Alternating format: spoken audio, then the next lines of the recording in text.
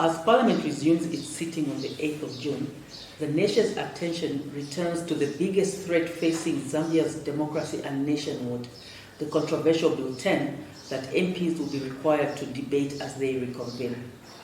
The Alliance for Community Action joins other civil society organizations in calling on all members of Parliament to stand with the public in defending Zambia's democracy by refusing to pass the undemocratic and harmful Bill 10.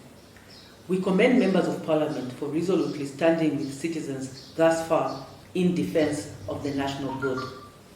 It remains our view that government and the ruling party that are pushing for the most fundamental amendment of our Constitution since 1972 have failed to justify to the Zambian citizenry whose mandate it is to amend the Constitution why this amendment is necessary so soon after the much voted 2016 amendment.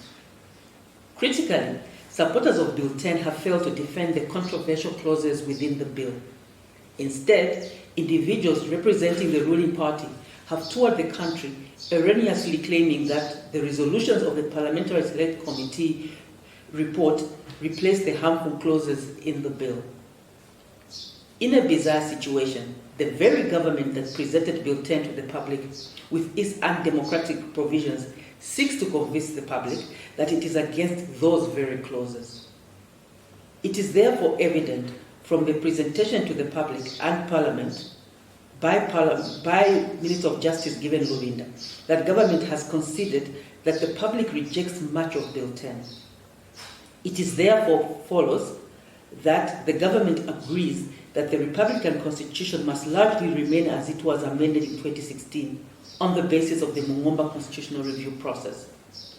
If indeed, as is claimed by government and the ruling party, the objective of Bill 10 is now to allow proportional representation of political parties in Parliament, to facilitate inclusion of women and the disabled in the House, and address loopholes and lacuna identified after the 2016 amendment, then the ACA would like to propose to government a very non-controversial and transparent path to this objective.